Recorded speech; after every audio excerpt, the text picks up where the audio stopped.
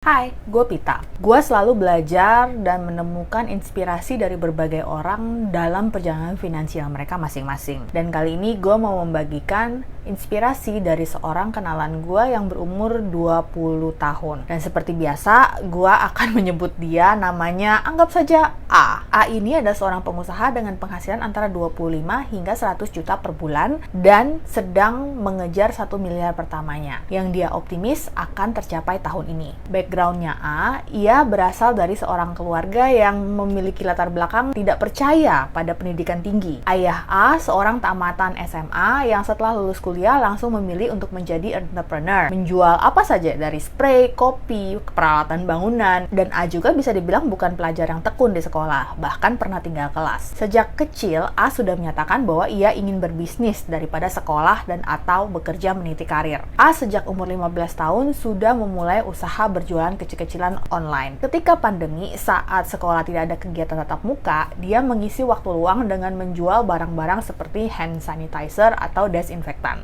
Ingat seperti apa mahalnya desinfektan dan hand sanitizer masa itu? Setelah lulus SMA di tahun 2020, tidak banyak kegiatan yang bisa ia lakukan di rumah. A punya seorang sepupu yang umurnya lebih tua 1 tahun, dan ya sama, tidak ada kegiatan di rumah juga. Anggaplah si sepupu ini namanya B. Suatu hari, ayah dari B atau pamannya A mengatakan kepada mereka, kalian daripada diam di rumah, coba deh pikirkan cara agar ada hobi yang bisa menghasilkan uang. Tapi apa? A sejak kecil sangat suka otomotif. Dia setiap tahun selalu berusaha hadir di pameran-pameran motor show seperti IMS dan lain-lain, dan sangat update dengan berbagai keluaran terbaru pabrikan otomotif. A juga dikenal sebagai orang yang supel. Dia tidak hanya mudah berkomunikasi dengan teman-teman sebayanya, tapi juga dengan orang-orang yang lebih tua. Gak hanya lebih tua dari generasi ayah dan ibunya, tapi juga generasi kakek dan neneknya, dan tidak canggung kalau diajak ikut serta dalam acara-acara kumpul-kumpul keluarga di generasi atasnya. Karena ide pamannya itu, A dan B kemudian memiliki ide mengumpulkan semua uang mereka dan membuka usaha poles mobil. Jasa poles mobil itu dimulai di halaman orang tua A memperkerjakan seorang karyawan. Tidak lama kemudian mereka mulai menerima pesanan secara reguler. A dan B kemudian memperluas jasanya dan memberikan jasa coating cat kendaraan. Usaha A dan B melayani dari berbagai jenis kendaraan, low cost carrier hingga mobil yang harganya miliaran. Bagaimana caranya A dan B bisa dapat customer yang mobilnya miliaran? Awalnya mereka menawarkan jasa poles mobil dan coating kepada teman-teman sekolah atau kuliah. Tapi ternyata sebagian besar customer mereka berasal dari teman-teman orang tua, kakek nenek, keluarga, sepupu, om, dan tante yang melihat bahwa A dan B adalah dua orang pekerja keras yang bisa memberikan value untuk servis yang dibayarkan. Setelah mereka puas dengan layanan A dan B ketika pertama kali memberikan order, mereka tidak ragu untuk repeat order dengan kendaraan yang lain dan merekomendasikan jasa coating A dan B ke rekan-rekan mereka yang lain juga. Gue termasuk salah satu dari customer A dan B.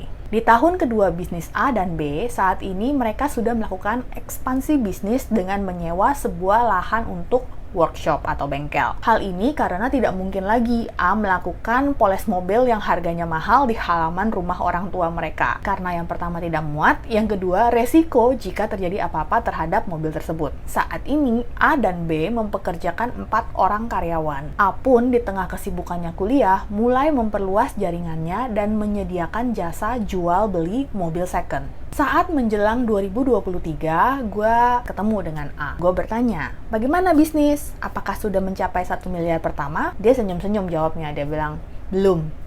Mungkin tahun 2023 ini. Gue tidak tahu masa depan, tapi gue merasa bahwa A akan benar bisa mencapai 1 miliar pertamanya tahun ini. Melihat pertumbuhan bisnis anaknya yang cukup cepat ini, orang tua A itu senang, tapi agak khawatir. Mereka pun mulai menyarankan agar A mendapatkan pengetahuan mengenai pengelolaan keuangan dan personal finance agar uang yang ia hasilkan dapat diinvestasikan dengan baik. Saat ini, A masih tinggal dengan orang tuanya, dan bisa dibilang hampir semua penghasilannya dimasukkan kembali ke dalam usaha untuk memperluas bisnisnya. Dan sisanya ia gunakan untuk pengeluaran pribadi saja.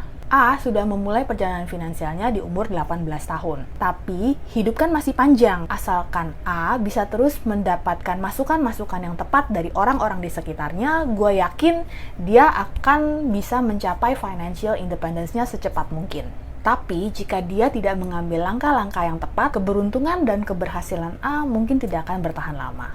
Semoga cerita A bisa menjadi inspirasi ya. Ingat, it's not about how much you make, it's about how you manage your money.